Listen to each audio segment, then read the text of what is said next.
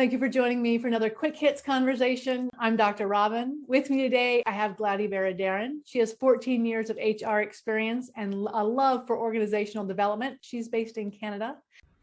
I have Emma Humphrey. She's the founder of Genius Marketing, where they translate techie talk into relatable human stories that sell. She's based in the UK. And I have Kevin Wash.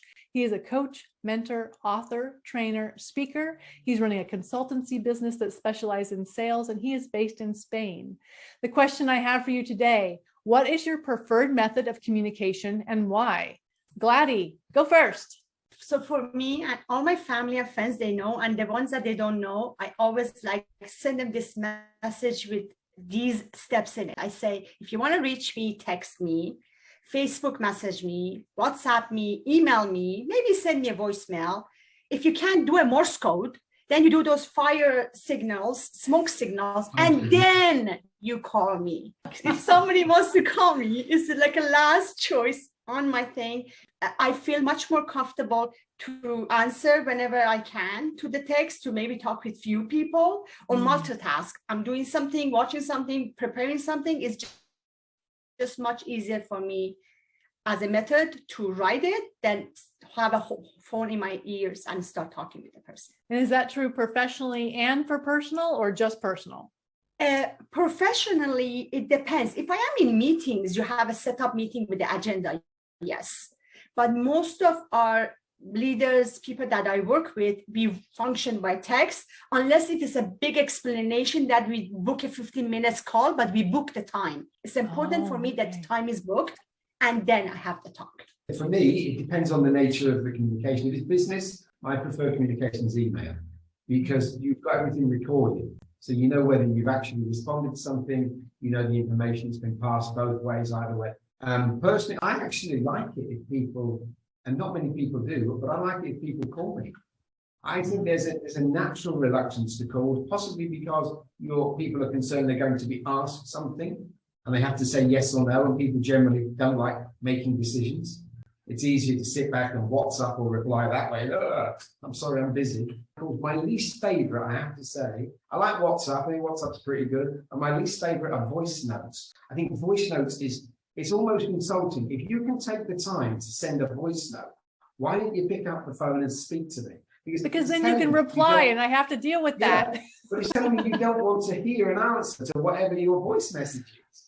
I completely disagree. For me, if I phone somebody, I'm demanding their attention right that second. You know, I'm expecting them to answer and give me time. Whereas if I send a friend a voice note, just, you know, giving them an update on what's going on, asking how they are, and, you know, just checking in and going, you know, I miss you and I love you, then they can listen to that whenever they want.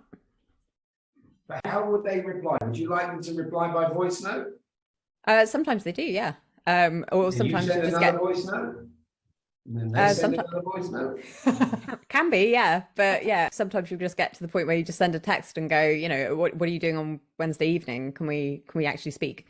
But I'd always rather schedule a call. I'm quite disciplined about there has to be a time to speak, as opposed to just like my parents are terrible for doing this. They just kind of ring apropos of nothing and go, oh hi, you know, blah blah blah blah, and it's like, hang on a minute, whoa, I'm right in the middle of something. I thought something was on fire, not you just gonna like pitch up into my life and start talking about the vegetables you bought from Waitrose.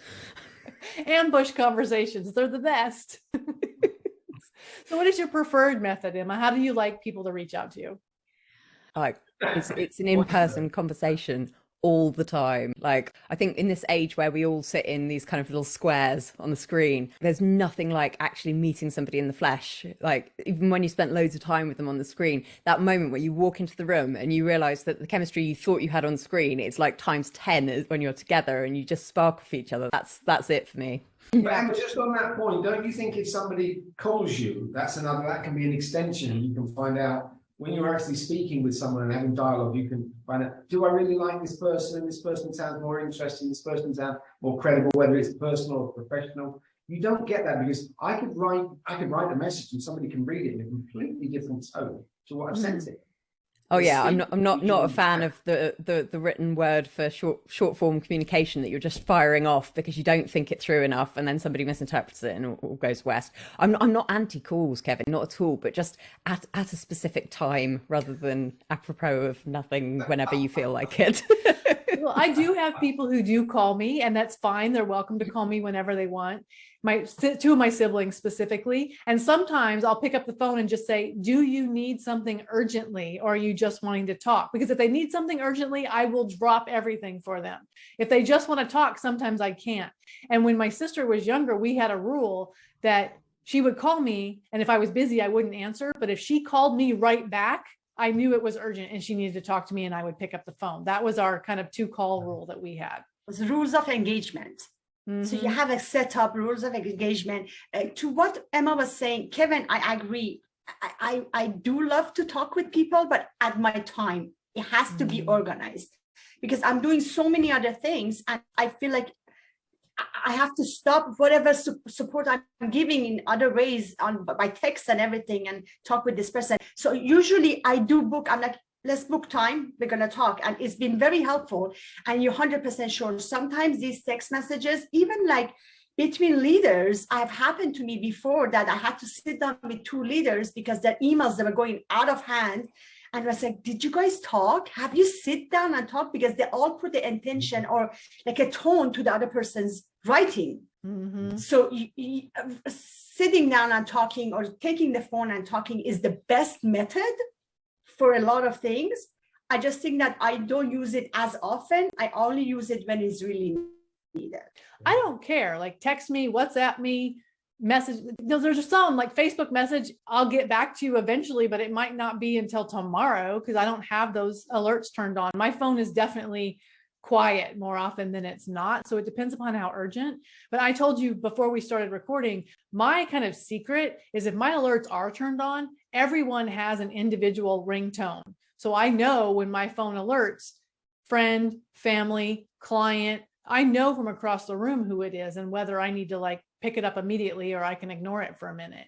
But doesn't your phone also tell you who's calling you? So you can then decide whether to answer it or not anyway. Only if I look at it, which means I have to have it in my, in the space. If I'm cooking, my phone might be sitting over on the table somewhere.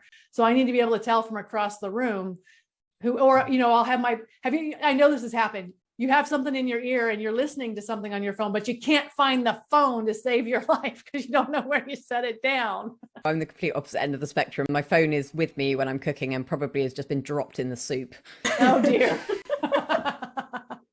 I may not know that you're busy, which is fine. I call you, you see my name, so you can either drop the call, take the call, or you can send it to voicemail, whatever. So then you can either return my call later. I'm thinking, right, I've left a message. Some stage you're going to reply to me. If you're not busy and it happens to be you're having a cup of tea and it's convenient, you answer the phone, we have a 5-minute chat, move on.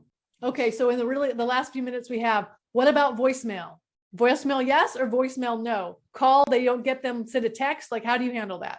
I like those voicemails that people just send you a voicemail and then my computer laptop takes an email and sends me an email of what they said. It doesn't always write well, but I read through it, and because we do French and English, so sometimes it comes out really bad, but the English ones are quite good. I really like voicemails when they have that app. If I have to dial in and listen to it, yeah, I find it annoying, sorry.